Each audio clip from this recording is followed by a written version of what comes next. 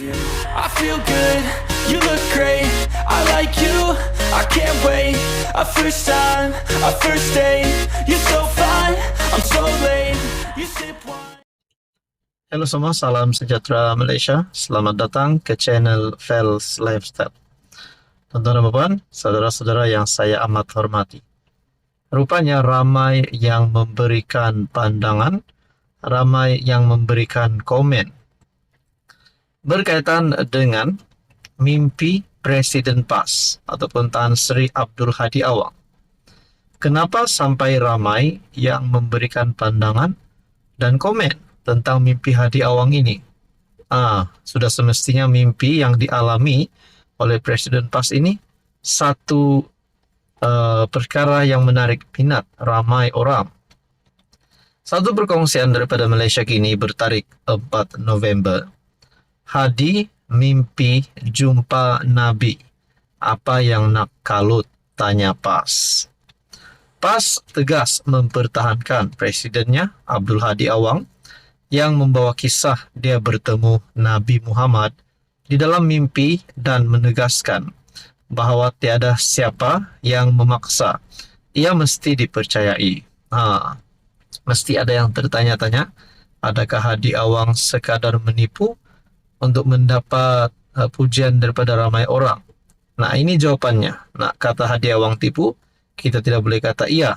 Nak kata dia cakap benar, itu Hadi Awang yang tahu.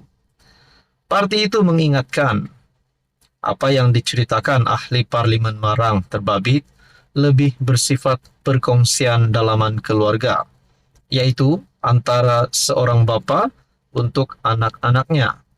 Ketua Penerangan PAS Ahmad Fadli Syari berkata, terserah kepada orang ramai sama ada mahu mempercayai mimpi tersebut atau sebaliknya. Tiada siapa yang memaksa.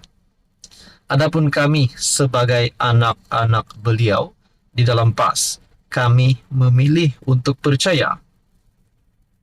Justeru apa yang anda nak kalut, katanya dalam kenyataan di media sosial. Ahmad Fadli yang juga ahli Parlimen Pasir Mas juga memberitahu Abdul Hadi mendedahkan kisah tersebut dalam program Ijtima Tarbawi yang diadakan di Kelantan.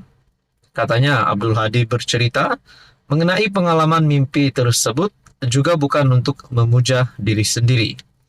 Terdahulu tular rakaman video ucapan Abdul Hadi yang menceritakan bagaimana Nabi Muhammad yang datang ke Rusila di Marang, Terengganu dan meminta ahli politik terbabit mendamaikan perbalahan di antara golongan Sunni dan Syiah. Dipercayai mimpi tersebut dialami Abdul Hadi hampir 10 tahun lalu. Saudara-saudara, berkaitan dengan ini, apa komen Anda? Halo semua, salam sejahtera Malaysia. Selamat datang ke channel Fels Lifestyle. Teman-teman, ada satu isu ataupun mungkin ada satu krisis yang berlaku di dalam pemilihan Parti Bersatu. Adakah pemilihan Parti Bersatu tidak kira top 5 bersatu ataupun mungkin termasuk dengan EJK tertinggi, ahli ataupun MPT bersatu, pendek kata EJK tertinggi bersatu yang dilantik ataupun yang sudah menang, termasuk top 5 bersatu, termasuk Ketua Pemuda yang baru. Adakah terdapat krisis di dalam pemilihan ini? Saudara-saudara yang amat dihormati, rupanya terdapat perkongsian berkata, pertikaian kemenangan Hilman. Dah tutup buku, kata jawatan kuasa pemilihan Parti Bersatu yang memutuskan bahawa keputusan pemilihan Pemuda Bersatu minggu lalu adalah muktamad. Artikel daripada Malaysia Kini bertarikh 4 November.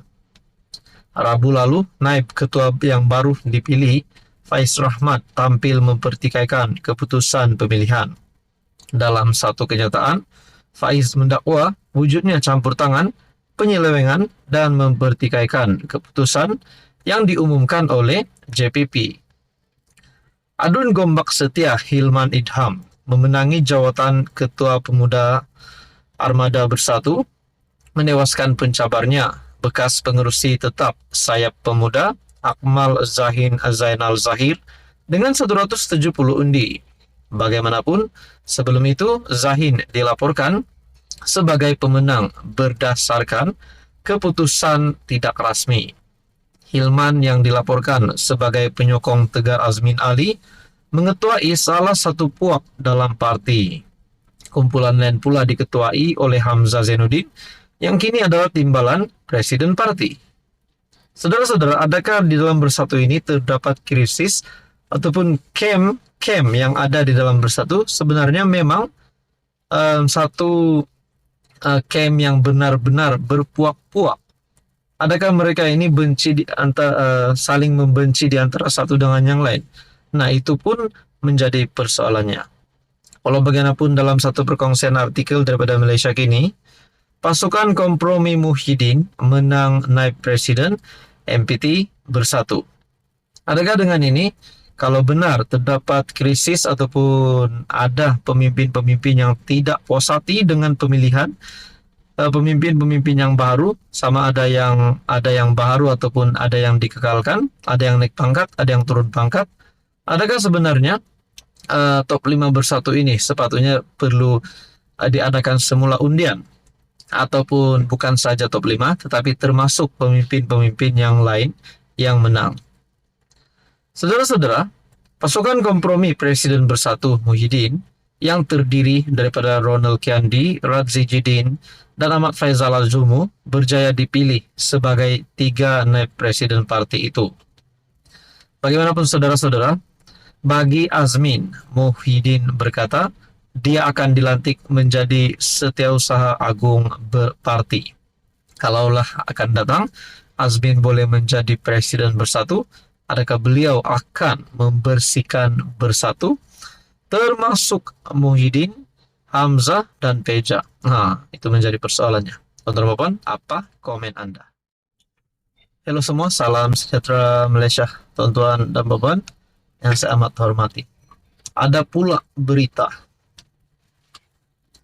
berita yang menyebutkan pemimpin DAP yang menyimpan RM9.4 juta. Wow.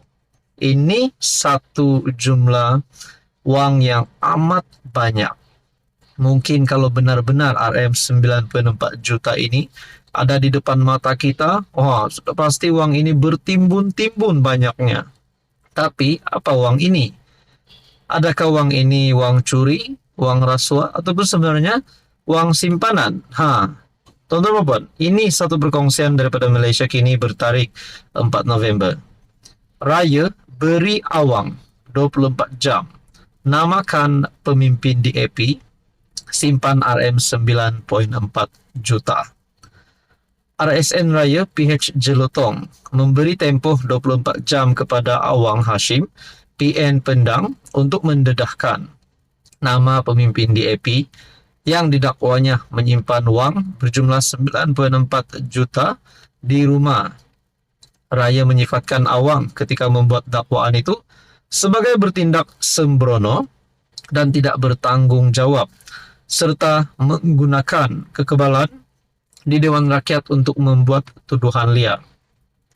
Kalau benarlah ahli parlimen PN ini hanya bertindak sembrono, tidak bertanggung jawab dan membuat tuduhan liar, bukankah beliau sepatutnya dikenakan tindakan? Dia juga berkata tidak akan teragak-agak untuk mengemukakan usul agar Awang dirujuk ke jawatan kuasa hak dan kebebasan parlimen. Jika benar ada bukti menyokong kenyataannya, saya cabar Awang dalam tempoh 24 jam untuk membuat laporan kepada SPRM dan nyatakan siapa ahli parlimen DAP yang didakwa terkait dengan penemuan RM9.4 juta tersebut, katanya dalam sidang media. Nah, saudara-saudara, adakah dengan ini pembawaan RM9.4 juta ini kepada wang rasuah? Karena dinyatakan sini, jika benar ada bukti menyokong kenyataannya, saya cabar Awang dalam tempo 24 jam untuk membuat laporan kepada SPRM. Dan nyatakan siapa ahli parlimen DAP. Takkanlah kita nak kata di sini ada ahli parlimen daripada kerajaan yang songlap ataupun sakau duit RM9.4 juta. Itu kita tidak boleh cakap iya. kena tunggu keputusan yang sebenarnya. Ketika membahaskan RUU Perbekalan Belanjawan 2025, Awang membangkitkan dakwaan penemuan wang tunai 9.4 juta yang dikaitkan dengan seorang bekas menteri daripada DAPI. Begitu juga dengan kes RM 9.4 juta, di mana seorang menteri DAP dikatakan terlibat. Sampai sekarang, kita masih tidak tahu sejauh mana siasatan telah dibuat. Ia mengundang kemarahan raya yang bangun mencelah dan meminta tindakan tegas diambil terhadap Awang kerana menurutnya membuat tuduhan tanpa bukti terhadap DAP. Saudara-saudara, apa komen anda?